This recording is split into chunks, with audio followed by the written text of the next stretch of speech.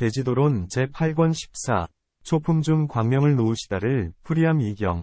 여기에서 세종께서는 상광명으로서 삼천대천 세계를 두루 비추시니 또한 동쪽으로 항하의 모래수같이 많은 부처님 세계에까지 이르렀다.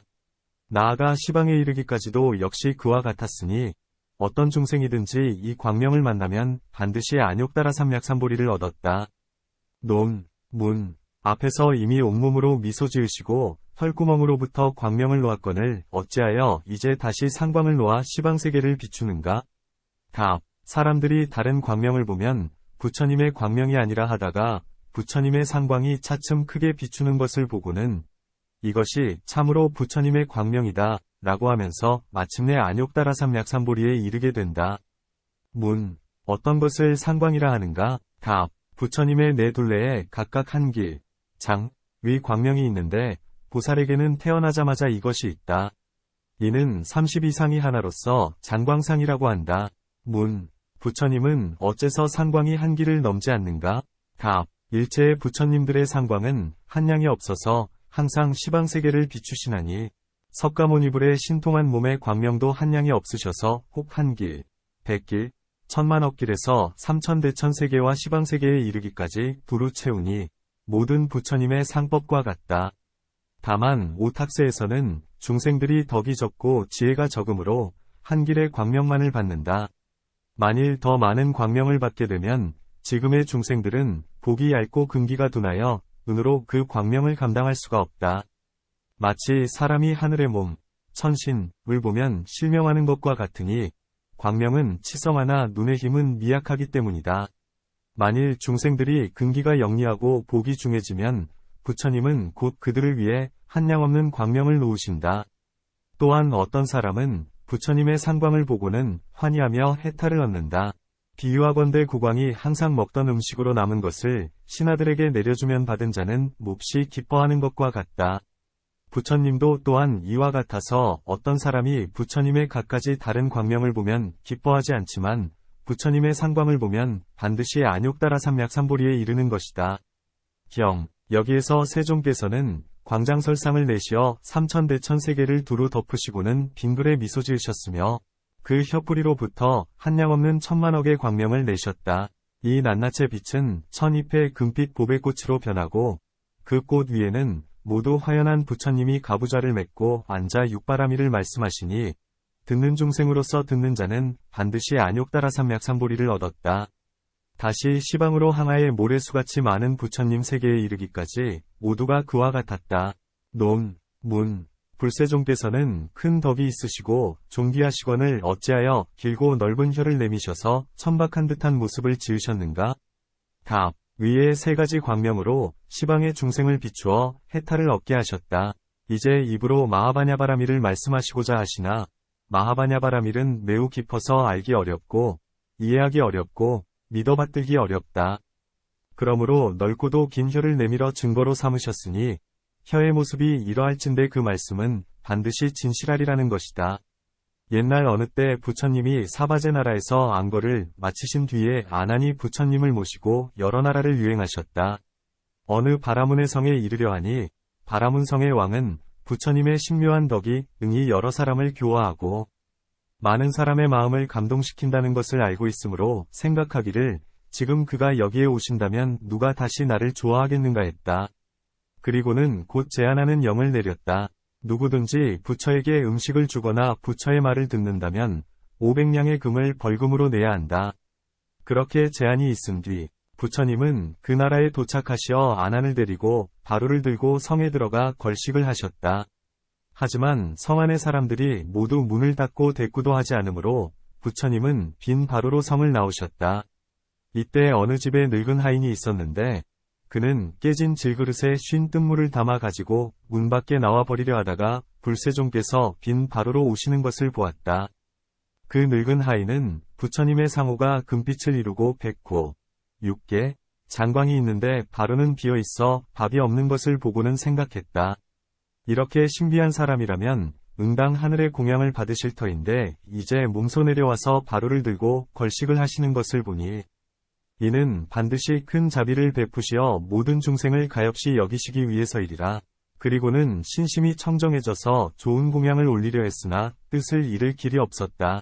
그는 부끄러워하면서 부처님께 말씀드렸다. 공양을 드리고 싶으나 힘이 미치지 못하오니 지금의 이 쉰 음식이라도 부처님께서 필요하시다면 받아주십시오. 부처님께서 그 마음이 믿음이 있고 공경스럽고 청정함을 아시고는 곧 손을 펴서 바로의 밥을 받으셨다. 이때 부처님께서 빙그레 웃으시면서 오색 광명을 놓으시니 천지를 두루 비추고 다시 미간으로 들어갔다.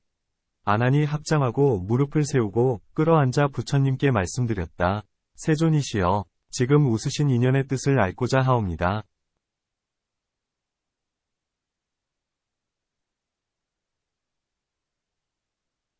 부처님께서 아난에게 말씀하셨다. 너는 이 늙은 여인이 신심으로 부처에게 음식을 보시하는 것을 보았느냐? 아난이 대답했다. 보았습니다. 부처님께서 다시 아난에게 말씀하셨다. 이 늙은 여인은 부처에게 밥을 보시한 까닭에 15급 동안 천상의 인간 사이에서 복덕을 받아 즐거우며 악도에 떨어지는 일이 없으리라. 나중에는 남자의 몸을 얻고 집을 떠나 돌을 베어 벽지부를 이루고 무여열반에 들리라. 이때 부처님 곁에 한 바라문이 서 있다가 개송으로 말했다. 그대는 일종이고 찰리의 종성으로 정방구광의 태자이건만 밥 한 그릇 때문에 큰 망언을 범하도다. 이렇게 쉰 음식에 무슨 가품이 그리 중하리. 이때에 부처님께서 넓고도 긴 혀를 내밀어 얼굴을 덮으시니 머리카락 살피에까지 이르렀다. 그리고는 바라문에게 말씀하셨다. 그대는 경서에서 이러한 혀를 가진 사람이 망언을 짓는 것을 보았는가? 바라문이 대답했다. 만약에 어떤 사람이 혀가 능히 코를 덮는다면 그 말에 허망함이 없다. 그러니 하물며 머리카락 살피에까지 이른 것이랴. 나는 진심으로 부처님이 망언을 할 리 없다고 믿지만 보잘것없는 시주에 그렇게 과보가 많다는 것을 이해하지 못하겠습니다. 부처님께서 바라문에게 말씀하셨다. 그대는 일찍이 세상에서 희유하고 보기 어려운 일을 본 적이 있는가? 바라문이 대답했다. 있습니다. 제가 일찍이 다른 바라문과 함께 길을 가다가 어떤 니구로다 나무를 보았는데 그 그늘은 장사꾼의 500대의 수레를 덮고도 그늘이 아직도 다하지 않았습니다. 이것이 희유한 일인가 합니다. 부처님께서 말씀하셨다. 그 나무의 종자는 크기가 얼마나 되더냐? 바라문이 대답했다. 크기가 겨자씨의 3분의 1만 하였습니다. 부처님께서 물으셨다. 누가 그대의 말을 믿겠는가? 나무는 그렇게 크거늘 종자는 그렇게 작으니 말이다. 바라문이 말씀드렸다. 실로 그러하옵니다. 그러나 제가 직접 눈으로 본 것으로 허망한 것이 아닙니다. 부처님께서 말씀하셨다. 나 역시 그와 같으니 이 늙은 여인이 깨끗한 신심으로 부처에게 시주하고 큰 가품을 받음을 보건대 마치 이 나무와 같아서 원인은 적으나 가품이 많으니라. 또한 이것은 열애의 복전이 지극히 좋고 아름다운 까닭이니라. 여기에서 바라문의 마음이 활짝 열리고 뜻이 풀려 5 활개를 땅에 던지고 허물을 뉘우치면서 부처님께 말씀드렸다. 제가 정황이 없어 어리석게도 부처님을 믿지 않았습니다. 부처님께서는 이어 그를 위해 갖가지 방법으로 설법해 주시니 그는 초독과를 얻었다. 그는 즉시 손을 들고 큰 소리로 외쳤다. 모든 이들이여, 감로의 문이 열렸거늘 어찌하여 나오지 않는가? 성 안의 바라문들은 모두 500냥의 황금을 보내 왕에게 주고는 부처님을 맞이해 공양을 드렸다. 그리고는 모두 이렇게 말했다. 감로의 맛을 얻었거늘 누가 이 500냥의 황금을 아끼리요? 사람들은 모두 그 많은 법을 지키지 않고 깨뜨렸다. 이 바라문의 왕도 대신들과 함께 불법에 귀의하니 성 안의 사람들은 모두 깨끗한 믿음을 얻었다. 이와 같이 부처님께서 넓고 긴 혀를 내보이시는 것은 믿지 않는 이를 위해서이다. 바라문을 위해서 혀를 내어 보이실 때엔 얼굴을 덮었는데 지금의 혀에서 나는 광명은 어찌하여 삼천대천세계에 미치는가? 답. 얼굴과 머리의 살피까지를 덮는 것은 작은 믿음 때문이거니와 지금은 바냐바라밀의 큰 일이 일어나기 위한 까닭의 넓고 긴 혀의 모습이 삼천대천세계를 두루 덮는 것이다. 이 하나의 성 안에 사는 사람들이 이렇게 얼굴을 덮는 설상을 다 보는 것도 어려운 일인데 하물며 이제 마하바냐바라밀을 말씀하시는 법회에 모인 대중과 나아가서는 이 지방 또는 다른 지방에 한량없는 대중이 모였는데 다 볼 수 있겠는가? 또한 사람의 눈으로 볼 수 있는 거리는 몇 위에 불과한데 이제 삼천대천세계에 두루 한다고 하니 너무 커서 믿기 어렵지 않은가? 답. 부처님이 방편으로 신통력을 베푸셔서 일체의 중생들로 하여금 모두가 혀의 모습이 삼천대천세계에 두루한 것을 보게 하셨다. 만일 신통력을 가하지 않으셨다면 비록 십주보살이라 할지라도 부처님의 마음을 알지 못했을 것이다. 신통력을 가한다면 비록 축생일지라도 부처님의 마음을 알 수 있다. 반야바라밀경의 뒤에 품에서 말씀하시기를 못 사람들이 모두 아촉불의 회상을 보되 윤을 마주대한다 고하며 또한 부처님께서 아미타불의 세계의 갖가지 장엄스러움을 말씀하시니 안하니 말씀드리기를 오직 원하건대 뵙고자 합니다. 하자 부처님께서는 즉시에 일체의 대중으로 하여금 모두 무량수불 세계의 장엄과 청정을 보게 하셨다.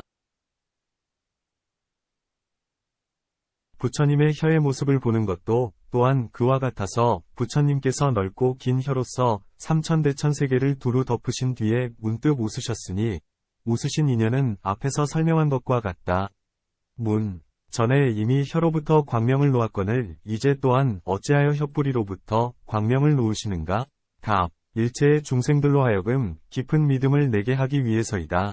또한 혀의 빛깔이 산호와 같아 투명하고 맑은 것이 함께 일어나기 때문에 다시 광명을 놓으셨다. 또한 이 모든 광명은 천잎의 금빛 보배꽃으로 변했는데 혀에서 이 천잎의 금빛 보배꽃을 내고 광명이 환하게 비추는 것이 마치 처음으로 돋는 해와 같았다. 문. 어째서 광명 속에서 이러한 보배꽃을 변화해내는가? 답. 부처님께서 앉으시려는 때문이다. 문. 평상들도 좋을 텐데 어째서 반드시 연꽃인가? 답. 평상은 세간의 속인들이 앉는 법이다. 연꽃은 부드럽고 깨끗하기 때문이며 신통력으로서 능히 그 위에 앉아도 꽃이 무너지지 않는 모습을 보이기 위해서이다. 또한 묘한 법의 자리를 장엄하기 위해서이다. 또한 다른 꽃은 모두가 작아서 이 꽃같이 향기롭고 맑고 큰 것이 없다. 인간 세계의 연꽃은 키도 한자, 척을 넘지 못하고 만다기니 못과 아나바달다 못의 연꽃은 수레의 산개만큼 크고 천상의 봅의 연꽃은 이보다 더 커서 가부좌를 들고 앉을 만하다. 하지만 부처님께서 앉으신 꽃은 이보다 백천만 배나 수승하다. 또한 이 연화대는 장엄스럽고 깨끗하고 향기롭고 묘하여 앉을 만하다. 또한 겁이 다하여 탈 때는 일체가 공하여지는데 중생들의 복덕 인연의 힘 때문에 시방에서 바람이 이르러서 마주 대하고 마주 부딪혀서 큰 물을 지탱한다.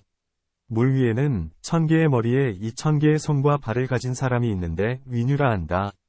이 사람의 배꼽에서 천잎의 금빛 묘한 봅의 연꽃이 나오는데 그 광명이 매우 밝아서 만개의 해가 함께 비치는 것과 같다. 꽃 속에 사람이 있어서 가부좌를 틀고 앉았는데 이 사람에게 또한 한량없는 광명이 있으니 범천왕이라 부른다.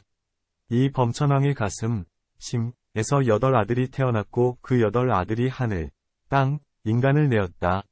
이 범천왕은 모든 음욕과 성냄이 이미 다하여 남음이 없으니 그런 까닭에 말하기를 누구든지 선의 청정한 행을 닦아 음욕을 끊으면 범도를 행하는 이라 한다, 고한다. 부처님께서 법의 바퀴를 굴리시는 것을 법륜이라고도 하고 혹은 법륜이라고도 한다.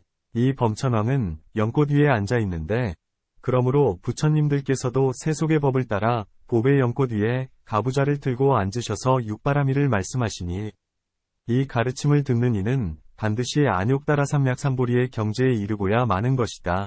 문. 석가모니 부처님께서 한량없는 천만억의 부처님을 변화해 놔두셨거늘 어떻게 일시에 설법을 하시는가? 아비담에서 말하듯이 한때에 두 마음이 없는 것이다. 변화한 부처가 말할 때에는 변화의 주인, 화주, 은 잠자코 있어야 할 것이요. 변화의 주인이 말할 때에는 변화된 이는 잠자코 있어야 할 것이언을 어찌하여 일시에 모두 육바라밀을 말하는가? 답. 그런 말은 외도나 성문에 변화하는 법이다. 부처님의 변화무량한 삼매의 힘은 헤아릴 수가 없다. 그러므로 부처님 자신이 말씀하실 때는 한량없는 천만억에 변화하신 부처님이 모두 동시에 말씀하시는 것이다. 또한 외도들과 성문들이 변화해낸 것은 다시 변화를 짓지 못하지만 불세종께서 변화해낸 것은 다시 변화를 만들 수 있다. 외도들과 성문들은 열반에 든 뒤에 변화해낸 일을 남겨두지 못하지만 불세종께서는 자신이 열반에 드신 뒤에도 변화해낸 일을 남겨두시어 부처님과 다름이 없게 하신다. 또한 다시 아비담에서는 한때에 두 마음이 없다. 고 말하는데, 지금의 부처님도 그와 같아서 변화한 부처님이 말할 때에는 달리 마음이 있지 않지만, 부처님께서 마음속으로 변화한 이로 하여금 말을 하게 하고자 생각하면 즉시 모두가 말을 한다. 문. 부처님께서 지금 바냐바라미를 말씀하시려는데 어찌하여 변화한 부처님으로 하여금 육바라밀을 말하게 하는가? 답. 육바라밀과 바냐바라밀은 한 법이어서 다르지 않다. 이 오바라밀은 바냐바라밀을 얻지 못하면 바라밀이라 부르지 않는다. 단바라밀은 바냐바라밀을 만나지 못하면 세간의 유루법 가운데 빠지게 된다. 혹은 아라한이나 벽지불도의 반열반을 얻은 이가 바냐바라밀을 얻게 되면 이것을 바라밀이라 부르니 능히 불도에 이른다. 이런 까닭의 바냐바라밀은 육바라밀과 한 법이어서 다름이 없다. 바냐바라밀에는 두 가지가 있으니 첫째는 장엄이요. 둘째는 장엄치 않은 것, 미장엄이다. 이는 마치 어떤 사람이 좋은 영락을 붙여 그 몸을 장엄하는 것과 같으니 어떤 사람이 영락을 붙이지 않았으면 미장엄이라 한다. 또한 국왕이 모든 관속을 거느리면 이는 왕이 왔다고 하지만 관속을 거느리지 않으면 홀몸이라 하는 것과도 같다. 이와 같이 동쪽으로 항하의 모래수같이 많은 세계와 나아가서는 시방세계에 이르기까지 모두 그러하다. 문. 만약에 부처님에게 이와 같이 큰 신통력이 있고 무수한 천만억에 변화한 부처님이 시방세계에서 육바라밀을 말씀하여 일체를 제도하신다면 모두가 해탈을 얻어 남는 자가 없어야 할 것이다. 답. 세 가지 장애가 있거나 사막도에 빠진 중생은 알지 못한다. 또한 인간, 천상에 태어났어도 너무 어리거나 너무 늙었거나 큰 병이 들었거나 또는 위로 무색무상처는 모두가 듣지도 못하고 알지도 못한다. 문. 능히 듣거나 능히 아는 이들이 어찌하여 모두 도를 얻지 못하는가? 답. 그들 역시 모두가 도를 얻을 수는 없다. 왜냐하면 결사의 업장 때문이다. 어떤 사람이 결과사가 무거워서 항상 결과사 때문에 마음이 가려지면 이 때문에 남김없이 도를 얻지 못한다. 문. 시방에 계신 부처님들께서 변화한 부처님을 보내어 육바라밀을 설하게 하셔야 하리라. 우리들도 세 가지 장애가 없건을 어찌하여 듣지 못하겠는가? 답. 지금의 중생들은 악세에 태어나 세 가지 장애 가운데 들어가 있다. 부처님 뒤에 태어나면 착하지 못한 업보가 있게 되나니 어떤 세계에는 나쁜 죄의 업장이 있거나 혹은 두텁고 무거운 결사의 업장이 있다. 부처님 다녀가신 뒤에 태어난 사람들은 흔히 두텁고 무거운 결사에 가려져 있다. 음욕은 얇으나 성냄, 진해, 이 두텁거나 혹은 성냄은 얇으나 음욕이 두텁거나 혹은 음욕은 얇으나 우치가 두텁거나 혹은 우치는 얇으나 진해가 두텁다. 이와 같이 전전에서 서로 얇고 두터운 결사의 장애가 있기 때문에 변화된 부처의 설법을 듣지도 못하고 알지도 못한다. 부처님의 광명도 보지 못하거늘 하물며 도를 얻겠는가? 비유하건대 해가 떠도 소경은 보지 못한 채 세상에 해나 달은 없다 고 하는 것과 같다. 해에게 무슨 허물이 있으랴? 또는 우레가 쳐서 땅을 흔들어도 벙어리는 소리를 듣지 못하니 소리에게 무슨 허물이 있으랴? 지금 시방세계의 부처님들이 항상 경법을 말씀하시고 항상 변화한 부처님을 시방세계에 보내어 육바라밀을 말씀하시게 하건만 죄업에 눈멀고 귀먹은 탓으로 법의 소리를 듣지 못한다. 이런 까닭에 남김없이 보지 못하고 남김없이 듣지 못한다. 비록 성인의 크신 자비일지라도 모두로 하여금 듣거나 보게 할 수는 없다. 만약에 죄가 사라지려 하거나 복이 생기려 한다면 이때는 곧 부처님을 뵙고 법을 들을 수 있다. 경. 여기에서 세종께서는 짐짓 사자자에 계시면서 사자유의 삼매에 드시어 신통력으로 삼천대천 세계를 감동시키시니 6가지로 진동하였다. 논, 문. 이 삼매를 어찌하여 사자유의라 하는가? 답. 비유하건대 사자가 사슴을 잡아 자재롭게 가지고 노는 것과 같으니 부처님도 그와 같아서 이 삼매에 들면 능히 각가지로 이 땅을 움직여 6가지로 진동케 하신다. 사자유의라 함은 비유하건대 사자가 유의하는 날엔 모든 짐승이 편안한 것과 같으니 부처님도 또한 그와 같아서 이 삼매에 드시어 삼천대천 세계를 진동하면 능히 사막도의 중생으로 하여금 일시에 모두 쉬게 해서 모두 안온을 얻게 만든다. 또한 부처님을 인간의 사자라 하는데 사자유의 삼매는 부처님이 즐기시는 삼매이다. 이 삼매에 드실 때에는 이 땅덩이를 6가지로 진동케 하여 온갖 지옥이나 악도의 중생들이 모두 해탈을 얻고 천상에 태어나게 된다. 이것을 유희, 휘라 한다. 문, 부처님은 어찌하여 이 삼매에 드시는가? 답, 삼천대천세계를 움직여서 삼악도의 중생을 건져내어 2가지 길, 이도에 옮겨놓으시려는 까닭이다. 또한 위의 3가지 변화가 부처님의 몸에서 나왔지만 사람들이 혹은 이에 대해 믿음이 깊지 못하다. 이제 땅덩이를 흔들어 보임은 중생들로 하여금 부처님의 신통의 힘이 한량이 없음을 알게 하고자 함이며, 능히 외물을 모두 요동케 함은 신정의 마음을 기쁘게 해서 모두가 괴로움을 여의게 하고자 함이다. 문, 아라한이나 신, 천, 들도 능히 땅을 흔들건을 어찌하여 부처님의 신통력만을 말하는가? 답, 아라한이나 신들은 충분히 요동시키지 못한다. 오직 부처님만이 대지를 6가지로 진동시킬 수 있으시다. 문, 부처님은 무엇 때문에 삼천대천세계를 진동시키시는가? 답, 중생들로 하여금 일체가 공하고 무상함을 알게 하기 위한 까닭이다. 사람들은 말하기를 땅덩이와 일월과 바다와 수미산은 모두 영원하다, 고한다. 이런 까닭에 세종께서는 6가지로 땅을 움직여서 이러한 인연을 보여주시고 덧없음을 알게 하신다. 또한 사람들이 옷에 물을 들이려 할 때엔 먼저 먼지를 털어버리듯이 부처님도 그와 같아서 먼저 삼천대천세계의 중생들로 하여금 부처의 신통력을 보게 해 공경하는 마음이 부드러워진 뒤에 법을 설하신다. 이런 까닭에 6가지로 땅을 요동케 하신다. 그렇다면 어떻게 6가지로 진동시키는 것인가?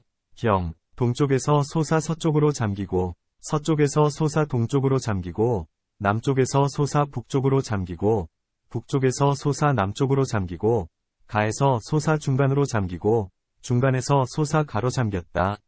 문, 어찌하여 꼭 6가지의 진동이 있는가? 답, 땅의 진동에는 상, 중, 하가 있다. 하로는 2가지로 진동하니, 동쪽에서 솟아서 서쪽으로 빠지거나 남쪽에서 솟아서 북쪽으로 빠지거나 가에서 솟아서 북판으로 빠지거나 북판에서 솟아서 가로 빠지는 것이다. 중으로는 4가지로 진동하니 동, 서, 남, 북이 진동하거나 혹 동과 서와 가와 북판이거나 혹 남과 북과 가와 북판이 진동하는 것이다. 상으로는 6가지로 진동하니 각가지 인연이 있어서 땅덩이가 진동케 하는 것이다. 마치 부처님께서 아난에게 말씀하시기를 8가지 인과 연이 있어 땅덩이를 진동케 한다 하신 것과 같으니 다른 곳에서 말한 것과 같다. 또한 어떤 사람이 말하기를 4가지 땅의 진동이 있으니 불이 흔들림, 용의 흔들림, 금시조의 흔들림, 천왕의 흔들림이다 한다. 28수에 걸쳐 달이 한 바퀴를 도는데 만약에 달이 묘, 장, 기, 누, 실, 위 등 6별에 이르면 이때엔 땅이 무너지는 듯 진동한다. 이 진동은 불이 신에 속하나니 이때엔 비가 없어 강이 마르고 밀, 보리가 익지 않고 천자가 흉하고 대신이 재앙을 받는다. 달이 유, 미, 기, 격, 휴, 위 등 6별에 이르면 이때엔 땅이 무너지는 듯 진동한다.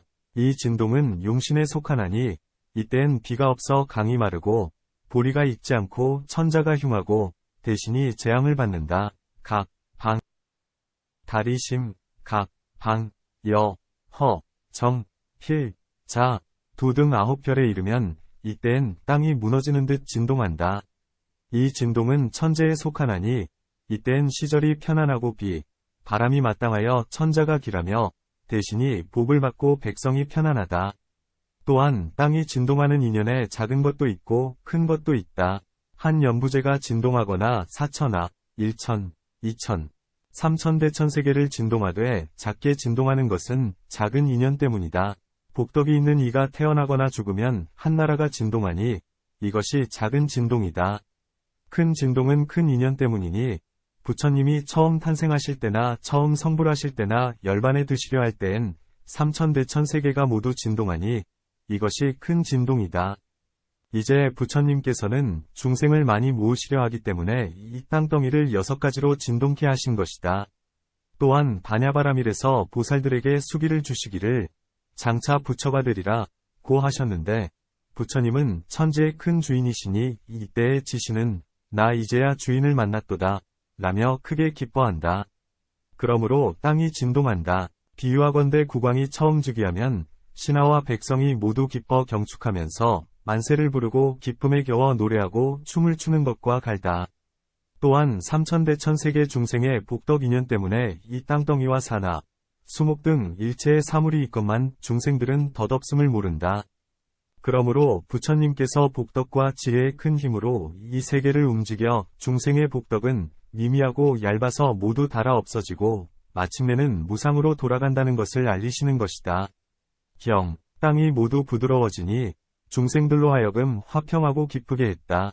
논, 문, 땅이 진동하는데 어찌하여 중생들로 하여금 마음이 화평하고 기쁘게 하는가? 답, 마음은 몸을 따르는 까닭에 몸에 즐거운 일을 얻으면 마음도 기뻐진다. 기쁘다 함은 함께 사는 사람이나 몸을 편안케 하는 기구가 마음을 기쁘게 하는 것이니 지금 이 삼천대천세계에 작되고 사악한 중생은 그 마음이 거칠고 횡폭하여 착한 일이라곤 없다. 그러므로 세존께서 이 땅덩이를 진통시켜 모두 부드럽게 하여 마음의 이익을 얻게 하시는 것이다. 비유하건대 33천왕의 환락에 동산의 신들이 들어오면 마음이 모두 부드럽고 기쁘고 화평해져서 거친 마음이 나지 않으니 아수라가 군사를 일으켜서 오더라도 도무지 싸울 생각을 내지 않는다. 이때 석재바나민이 하늘 무리를 이끌고 추서번에 들어오면 이 동산에는 숲, 나무, 꽃, 열매의 기운이 화열치 못하여 거칠고 껄끄러워 나쁘기 때문에 하늘 사람들이 곧 싸우려는 생각을 일으키게 된다. 부처님도 그와 같아서 이 땅덩이가 거칠고 껄끄럽고 해악하기 때문에 부드럽게 변화시켜 일체의 중생들로 하여금 마음을 기쁘게 만드는 것이다. 또한 주술을 부린 약초로 사람의 코에 쏘이면 성내는 마음이 문득 생기어 당장에 싸우고자 하거나 또는 주술을 부린 약초로 사람의 코에 쏘이면 사람의 마음을 화평하고 기쁘게 하여 공경하는 마음으로 대하게 된다. 주술을 부린 약초조차도 이러하거늘 하물며 삼천대천세계의 땅이 모두 부드러워질 때이겠는가?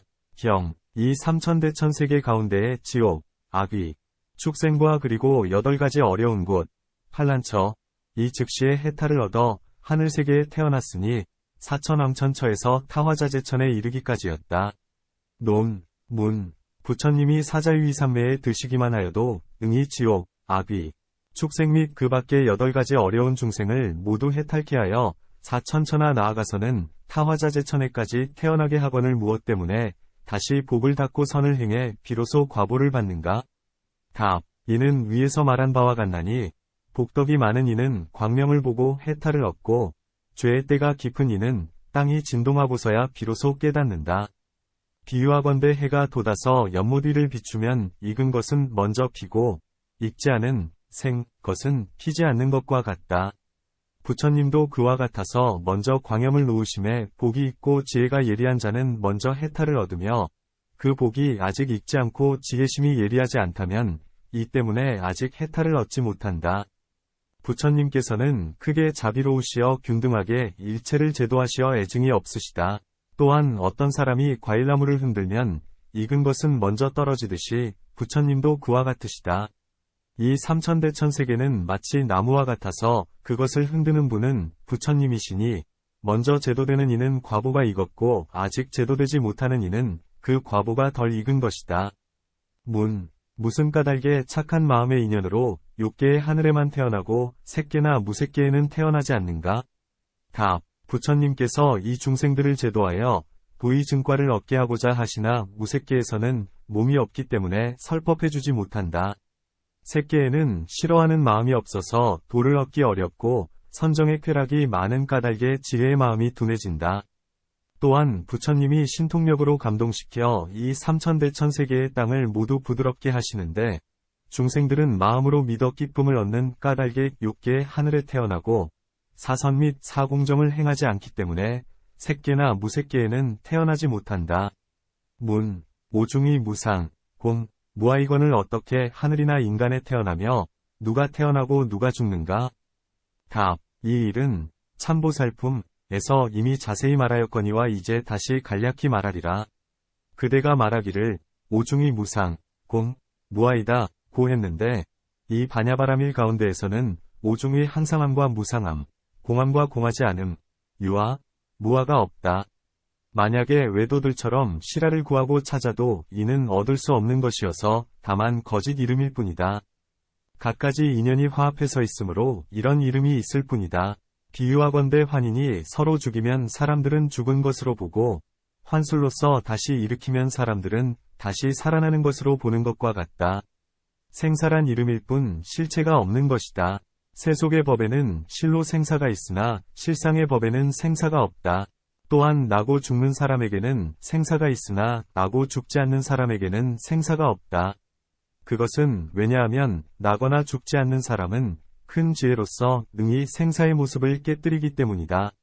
개송으로 말하리라. 불법의 모습 비록 공하나 끊어져 없어짐이 아니요 비록 태어나지만 항상한 것이 아니다. 모든 행업은 일치하느니 모든 법은 파초와 같아서 일체가 마음에서 생겨난다. 법의 진실 없음을 알면 그 마음 또한 공하리라. 어떤 사람이 공을 생각하면 이는 도행이 아니다. 모든 법은 생멸치 않나니 생각하기에 모습을 잃고 생각하기에 마망에 떨어지니 생각 없으면 곧 벗어나게 되리라. 마음이 움직이기에 도가 아니고 움직이지 않음은 곧 법이니다. 이 천인들은 스스로가 숙명을 깨달아 모두가 크게 기뻐하면서 부처님 계신 곳으로 와서는 머리 숙여 부처님의 발에 절하고 한쪽에 물러나 있었다. 신들이 태어날 때엔 저절로 세 가지 일을 알게 된다. 온 곳을 알고, 닦았던 복밭을 알고, 본래 닦았던 복덕을 안다. 이 인간이 태어날 때는 이런 세 가지 일이 없거늘 어떻게 숙명을 아는가? 답. 인간의 길은 일정치 않아서 혹은 아는 이도 있고 혹은 알지 못하는 이도 있다. 또한 부처님의 신통력을 빌려 숙명을 안다. 신들은 과보로서 오 신통을 얻으므로 저절로 숙명을 알며 능히 부처님께로 오지만 인간은 비록 부처님의 위실력을 입어 숙명을 알 수 있다고 해도 머무는 곳이 멀리 떨어져 있다면 어떻게 부처님께 이르겠는가? 답. 어떤 사람은 태어나자마자 과보로 신통을 얻으니 전륜성왕이나 성인 등이요. 어떤 이는 부처님의 위실력을 빌린다. 사람은 10달 만에 태어나 3년을 젖을 먹으며 10살이 지나면 능히 혼자서 밖으로 나아가게 되는데 이제 부처님의 위실력을 입어 사막과 팔난에서 모두 해탈하여 천인 가운데 태어나서 부처님께 이른다. 하늘이라면 그러하겠지만 인간의 법은 아직 이루어지지 않았거늘 어떻게 이르겠는가?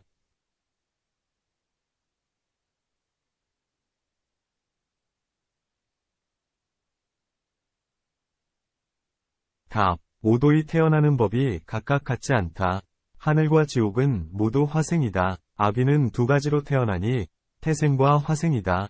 인간, 인도, 과 축생은 네 가지로 태어나니 알에서 태어나는 것, 난생, 습기 속에서 태어나는 것, 습생, 돌연히 태어나는 것, 화생, 모태에서 태어나는 것, 태생이다.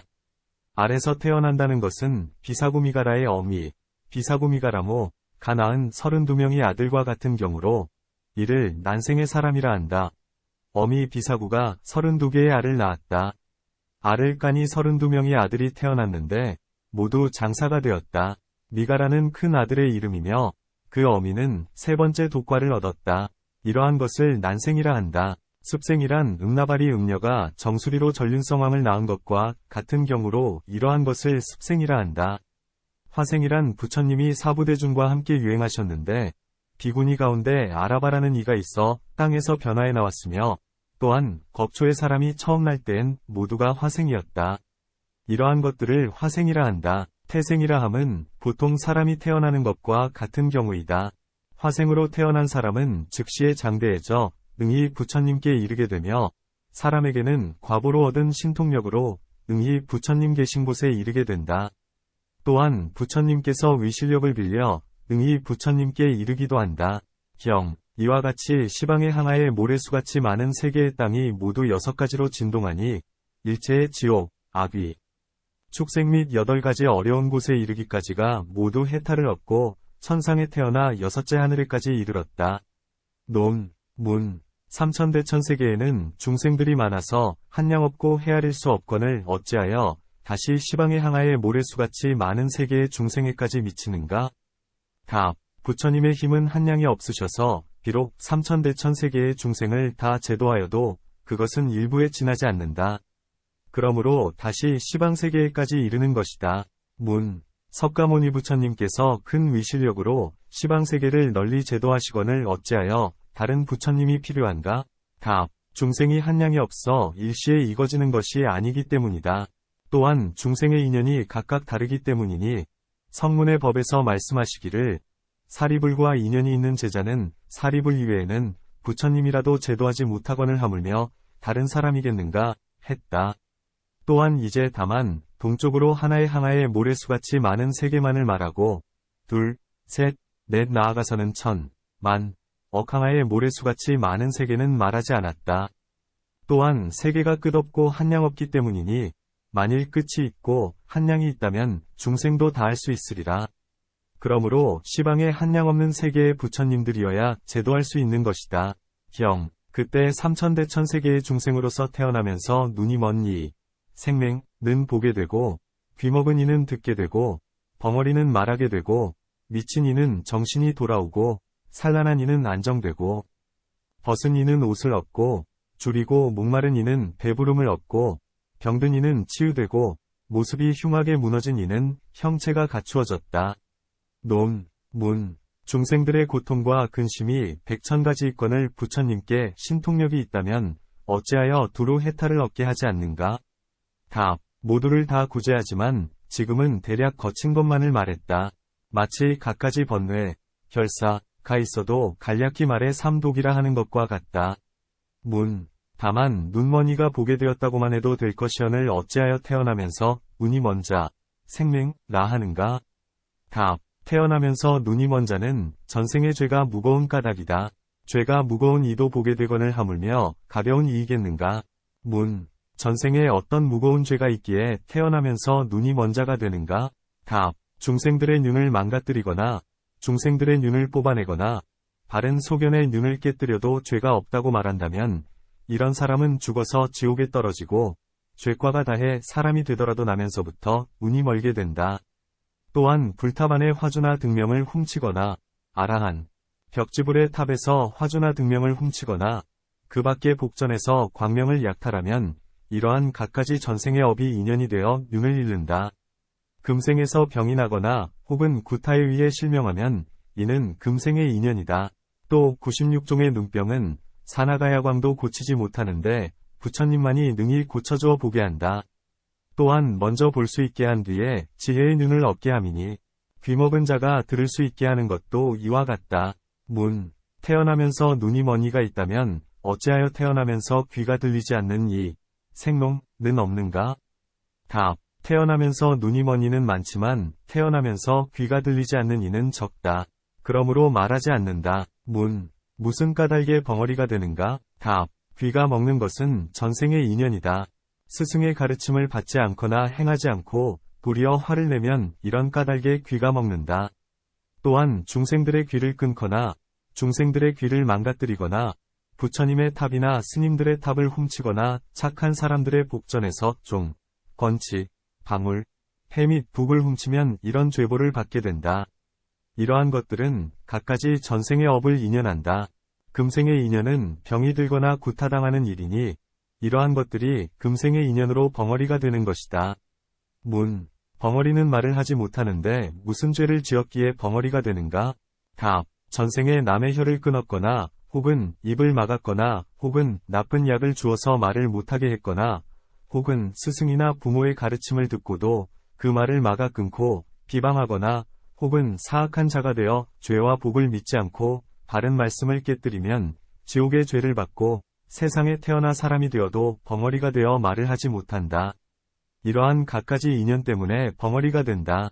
문. 미친 자가 바르게 되었다 했는데 어찌하여 미쳤는가? 답. 전생에 죄를 짓거나 남이 좌선하는 것을 깨뜨리거나 좌선하는 집을 부수거나 주술을 써서 사람을 저주하여 성내고 싸우고 음욕을 일으키게 했기 때문이다. 금생에서는 온갖 번뇌가 두텁고 무겁기 때문이니 마치 어떤 바라문이 그 복전을 잃고 그 부인마저 죽음의 즉시에 발광하여 알몸으로 벗고 달렸던 일과 같으며 시사각교담 비구가 본래 속가에 있을 적에 7 자식이 몽땅 죽음에 크게 슬퍼하여 실신하고 발광한 일과 같다. 어떤 사람은 몹시 화가 났는데 스스로 억제할 수 없어서 크게 미치게 된다.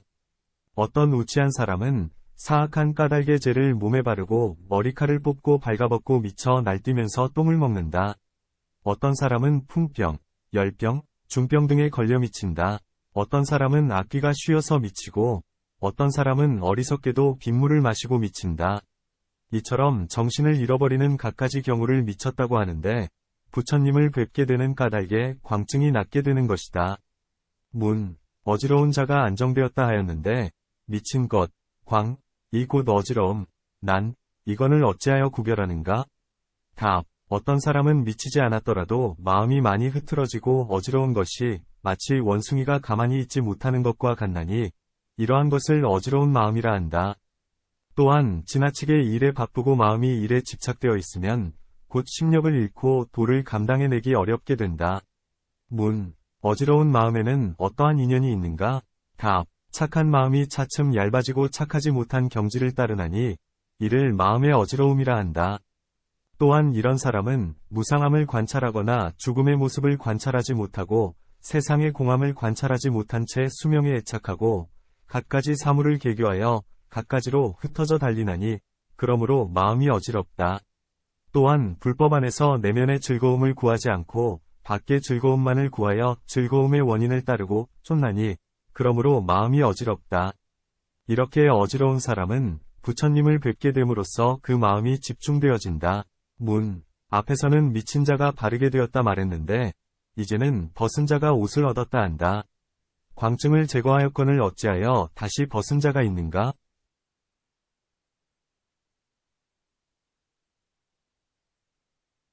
답, 미친 것이 두 종류가 있으니 하나는 사람들이 다 아는 미침이요. 둘은 사악한 까닭에 스스로 벗어버려 사람들이 그가 미친 줄 모르는 것이다. 전하는 말에 의하면 남천축에 어떤 법사가 있었는데 높은 자리에 올라가서 5개의 뜻을 설했는데 이 대중 가운데는 많은 외도들이 숨어들어와서 듣고 있었다. 이때 국왕이 따져 물었다. 만약에 그대가 말하듯이 어떤 사람이 남에게 술을 베풀거나 스스로가 마시면 미치고 어리석은 과보를 받는다고 한다면 지금의 세상 사람들은 미친 자가 많고 바른 자가 적어야 할 것이다. 하지만 지금은 미친 자는 적고 미치지 않은 자가 많으니 그것은 무슨 까닭인가? 이때 외도의 무리들이 말했다. 좋은 질문이로다. 그 질문은 매우 깊으니 이 대머리 법사는 대답이 막힐 것이다.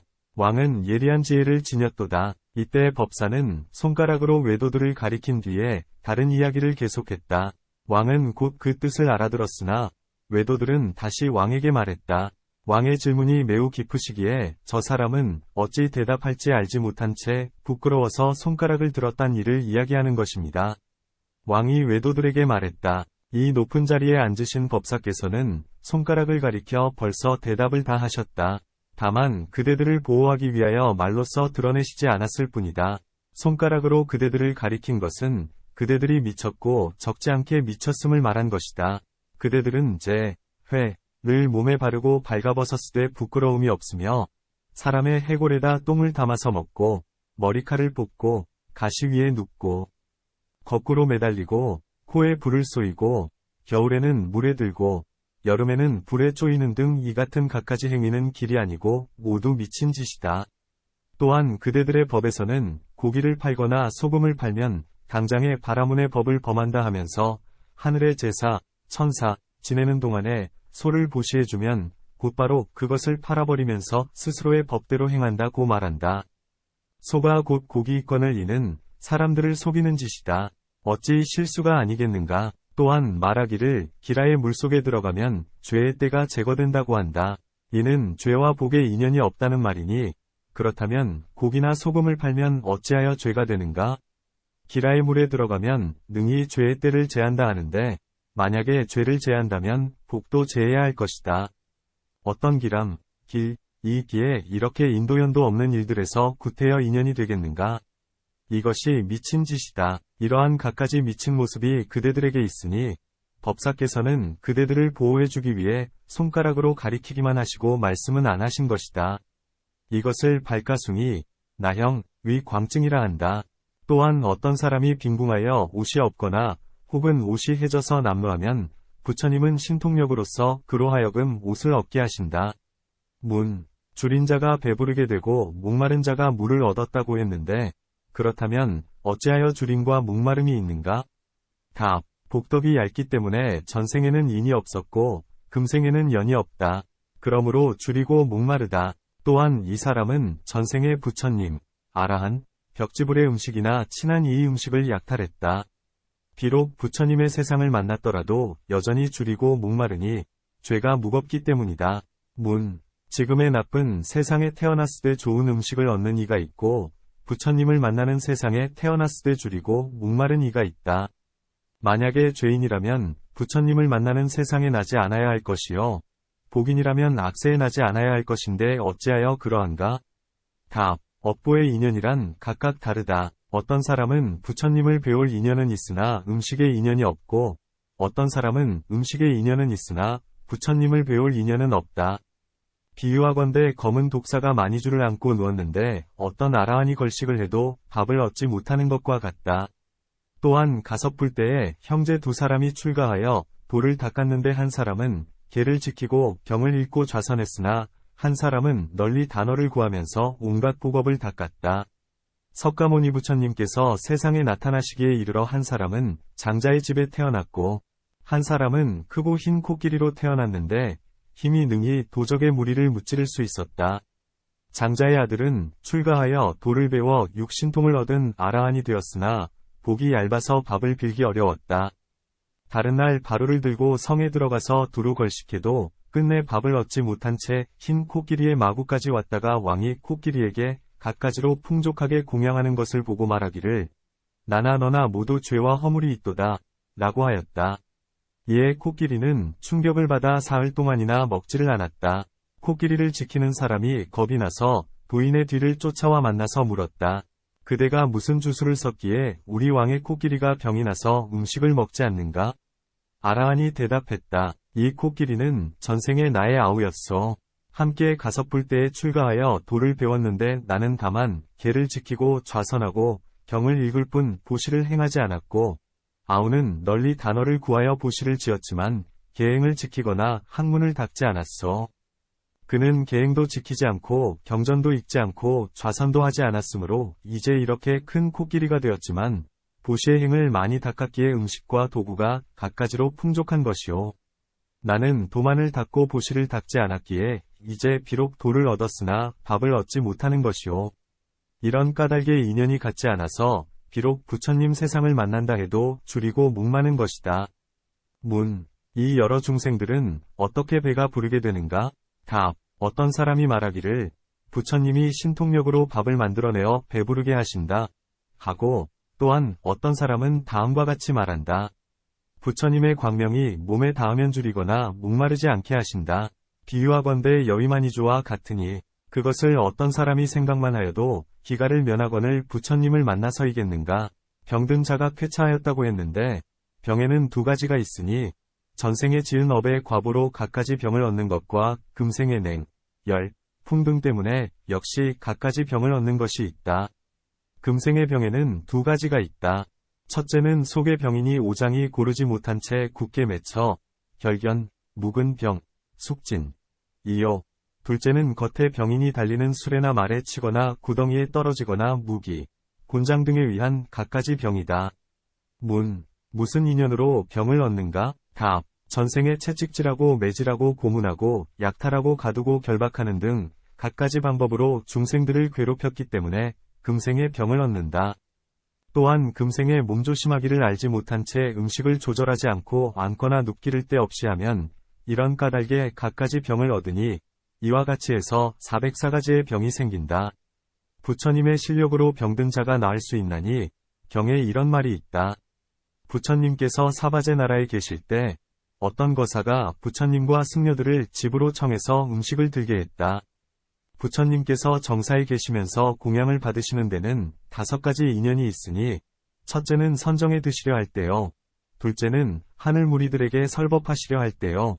셋째는 여러 비구들의 방을 둘러보시려 할 때요. 넷째는 병든 비구들을 보살피시려 할 때요. 다섯째는 아직 제정하시지 않은 계법을 제정하시려 할 때이다. 이때 부처님께서 손수 문을 여시고 비구들의 방에 들어가시니 어떤 비구가 병이 들어 괴로워하는데 아무도 돌보는 이가 없이 누운 채로 똥오줌을 싸면서 거동을 못했다. 부처님께서 그 비구에게 물으셨다. 그대는 얼마나 괴로우냐? 혼자서 아무도 돌보는 이가 없구나. 비구가 대답했다. 대덕이시여. 저는 성격이 게을러서 남이 병들었을 때 전혀 돌봐주지 않았으므로 이제 제가 병들어도 남이 돌봐주지 않습니다. 부처님께서 말씀하셨다. 선남자야, 내가 그대를 돌봐주겠노라.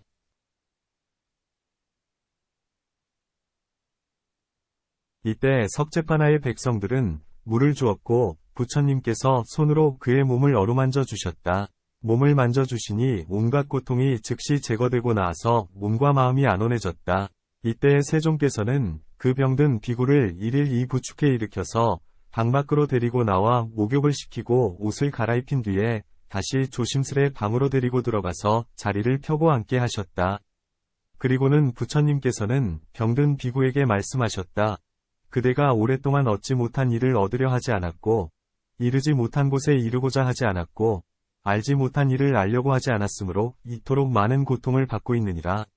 이렇게 하면 다시 더 큰 고통이 있느니라. 비구가 이 말을 듣고 생각했다. 부처님의 은혜는 한량이 없으시고, 신통력이 헤아릴 수 없으셔서 손으로 만지시자마자 고통이 곧 멈추고 몸과 마음이 편해졌다. 그러므로 부처님은 신통력으로서 병들은 자를 낫게 하시는 것이다. 불구자는 형체가 복구되었다고 했는데 무엇을 불구라고 하는가? 곧 어떤 사람이 전생에 나비 몸을 망가뜨리거나 머리를 끊거나 손발을 자르는 등 갖가지로 신체를 훼손시키며 불상을 파괴하거나 불상의 코나 그 밖의 여러 성현들의 형상을 훼손하거나 부모의 형상을 파손하면 이러한 죄로 인해 온전히 구족치 못한 형체를 받는다. 또한 불선법의 과보로 추악하고 비루한 몸을 받기도 하고 혹은 금생에 도적에게 해를 입었거나 형벌을 받는 등 갖가지 인연으로 훼손을 입기도 하고 혹은 바람, 추위, 열병 때문에 몸에 나쁜 종기가 생겨 몸의 한 부분이 망가진 것을 불구라 한다. 부처님의 크신 은혜를 입으면 모두 구족하게 되나니 비유하건대 기원, 기환의 건져건져는 진나라 말로는 속이다. 라는 노비가 있었는데 그는 바산이광의 형의 아들로서 단정하고 용맹하고 건강하며 심성이 부드럽고 착했다. 왕의 대부인이 그를 보자 마음에 애착이 일어나 은근히 불러 자기의 뜻에 따르라 하였으나 건져는 거절했다. 대부인이 크게 노하여 왕에게 중상모략하여 도리어 죄를 뒤집어 씌웠다. 왕은 이 말을 듣자 그 자리에서 그를 갈기갈기 찢어서 무덤 사이에 버렸다. 그날 밤 목숨이 끊어지려 할 때에 호랑나찰이 와서 그를 먹으려는데 그때 마침 부처님께서 그 근처를 지나시다가 그를 발견하고는 광명을 놓아 비추시니 몸이 곧 회복되었다. 그가 크게 기뻐하며 부처님께서 그에게 설법을 해주시니 그는 곧 세 번째 도, 삼도를 얻었다. 부처님께서 그의 손을 끌고 기원정사로 돌아오시니 그가 이렇게 말했다. 제 몸이 이미 망가져 버려졌던 것을 부처님께서 다시 제 몸을 이어주셨습니다. 이 목숨이 다할 때까지 부처님과 비구 승가에게 이 몸을 보시하겠습니다. 이튿날 바산이광이 이 말을 전해 듣고 기원정사로 와서 건저에게 말했다. 그대에게 잘못을 참회하노라. 너는 실로 아무런 죄도 없거늘 사리분별을 못해 형벌의 해를 입혔구나. 이제 그대에게 이 나라의 반을 주어 다스리게 하리라. 건저가 말했다. 저는 이미 싫어졌습니다. 왕에게도 죄는 없습니다. 제가 전생에 지은 죄의 과보로서 마땅히 그렇게 돼야 하는 것이었습니다. 이제 몸으로써 부처님과 스님들에게 바쳤으니 다시 돌이킬 수 없습니다. 이와 같이 어떤 중생이 불구로서 구족치 못한 이가 있더라도 부처님의 광명을 입으면 모두가 즉시의 원래로 돌아온다. 그러므로 말씀하시기를 불구라도 모두가 구족해진다. 고 했나니 부처님의 광명을 받으면 즉시의 원래로 돌아오는 것이다. 경 일체의 중생이 모두가 평등심, 등심을 얻어 서로 대하니 마치 부모, 형제, 자매와 같았으며 또한 친척 같았고 선지식 같았다. 이때 중생들은 균등하게 십선업도를 행하고 범행을 깨끗이 닦아 티가 없어 다면하고도 즐거워했다. 마치 비구가 제3선에 든 것과 같았으니 좋은 지혜를 얻고 계행을 잘 지니고 스스로를 지켜 중생들을 괴롭히지 않았다. 논, 문, 이 중생들은 아직 애욕을 여의지 못했으며 선정도 없고 사무량심도 없거늘 어떻게 균등한 마음을 얻겠는가? 답. 이들의 균등함이란 선정 속에서의 균등함이 아니라 모든 중생에 대하여 원한도 성냄도 없게 되는 것이다. 이러한 까닭에 착한 마음으로 마주보게 되는 것이다. 또한 균등한 마음이라 함은 경에 말씀하시기를 무엇을 균등한 마음으로 마주본다 하는가? 곧 보기를 부모와 같이 하기 때문에 이를 균등한 마음이라 한다. 고 했다. 문. 일체 중생을 보되 모두가 부모, 형제, 자매같이 여기는가? 답. 아니다. 노인을 보면 부모와 같이 여기고, 연장자를 보면 형같이 여기고, 어린 사람을 보면 동생같이 여기며, 자매에 대해서도 그와 같이 한다. 균등한 마음 때문에 모두를 친한 친척같이 보는 것이다. 문. 어찌하여 부모가 아닌데 부모라 하고 친척이 아닌데 친척이라 하는가? 이는 거짓말에 떨어지는 것이 아닌가? 답. 일체의 중생은 한량없는 세상 동안 부모, 형제, 자매, 친척 아닌 이가 없다. 또한 진실한 법의 모습 안에는 부모, 형제가 없지만 사람들이 나라는 전도된 개교에 집착하기 때문에 부모다 형제다 하거늘 이제 착한 마음의 힘 때문에 마주보기를 부모같이 한다 하여도 거짓말이 되지 않는다. 또한 어떤 사람이 위를 맺고 서로 친해진다면 아버지가 아니지만 아버지로 섬기고 어머니가 아니지만 어머니로 섬기는 것과 같다. 형제나 자식의 경우도 이와 같다.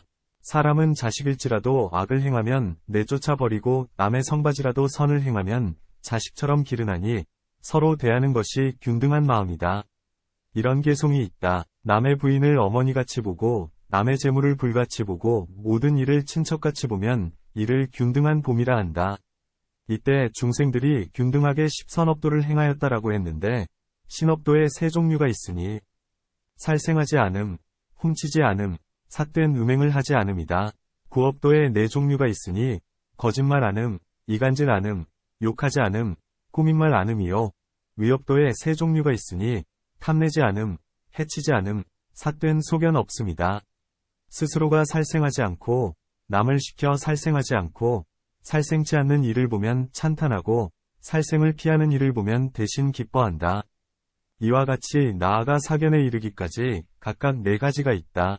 문. 나중에 세 가지 업도는 업이 아니요. 앞에 7가지는 업이거늘 어찌하여 10가지 착한 업이라 하는가?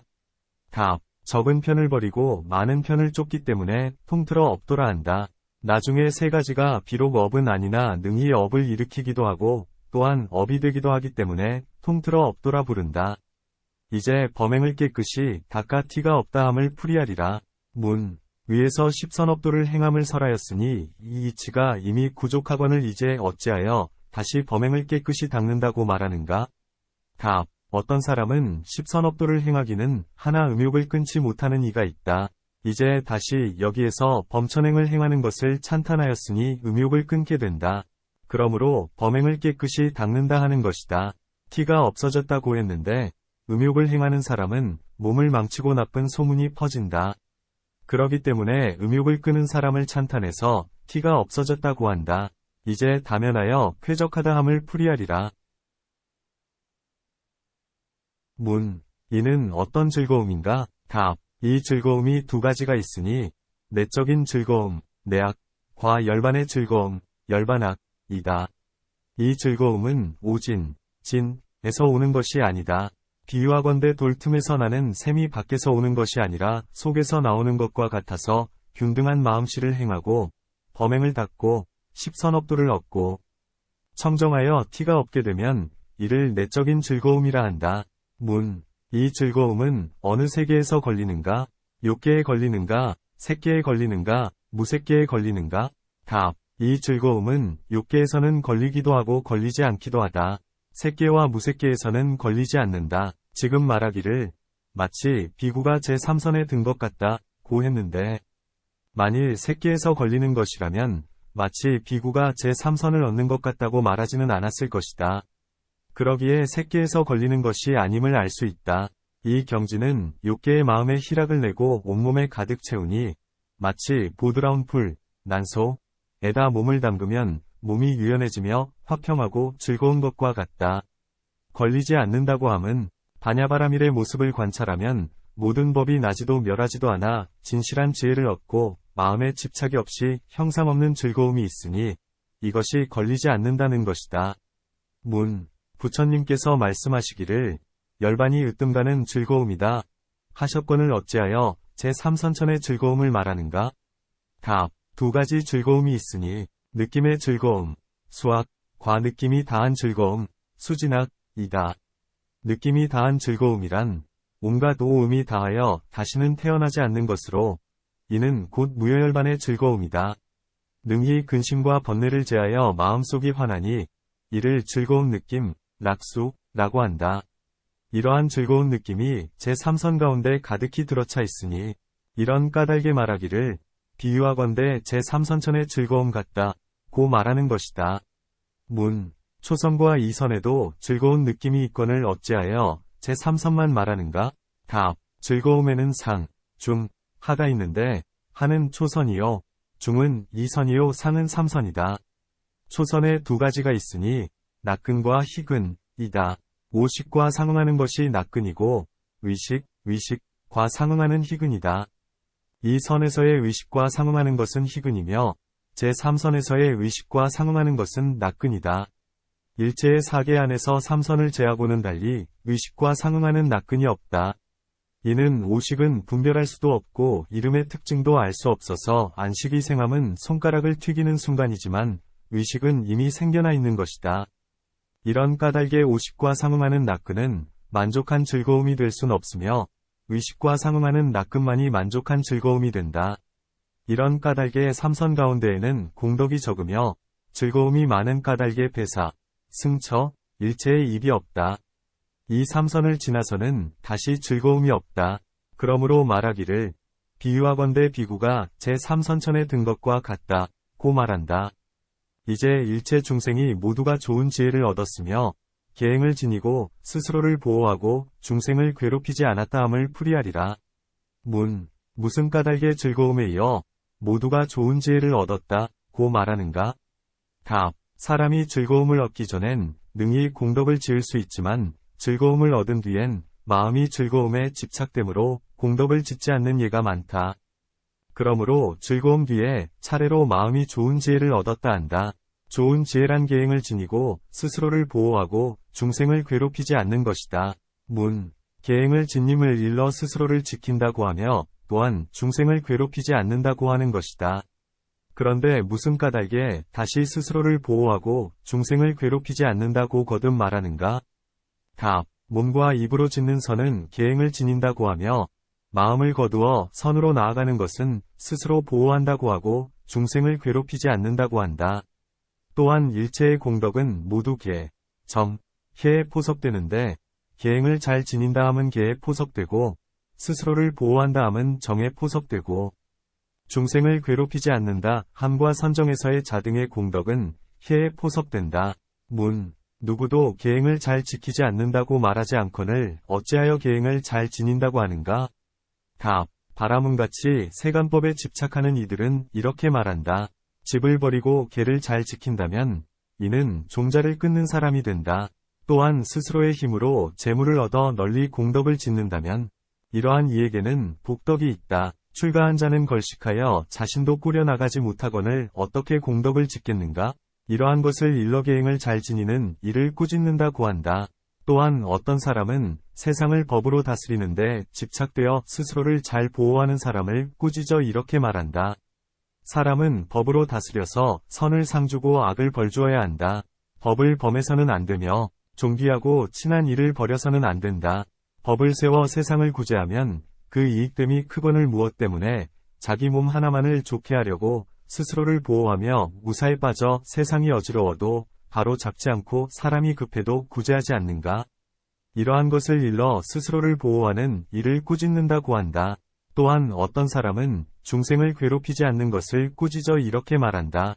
원수에 보복치 못하고 도적을 묶지 못하고 악인을 다스리지 못하고 죄가 있어도 엄단하지 못하고 환난을 물리쳐 구하지 못한 채 잠자코 있어 이익이 없다. 어째서 이렇게 하는가? 이러한 것을 일러 중생을 괴롭히지 않는 이를 꾸짖는다고 한다.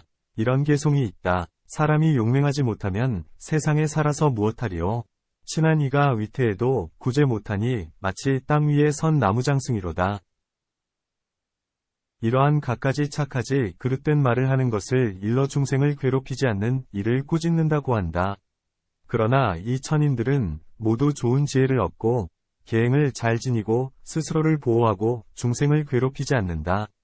이러한 착한 법을 행하면 몸과 마음이 안온해져 두려움에 떨지 않으며 번뇌, 열도 없고 근심도 없이 좋고 착한 명예만이 있어 사람들에게 사랑받고 공경받는다. 이것은 열반의 문으로 향하는 것이다. 목숨이 마칠 때에 복덕스러운 모습을 보아 마음이 기쁘고 근심과 후회가 없다. 설사 열반을 얻지 못하더라도 부처님들의 세계나 혹은 천상에 태어난다. 이런 까닭에 좋은 지혜를 얻고 계행을 잘 지니고 스스로를 보호하고 중생을 괴롭히지 않는다고 말하는 것이다.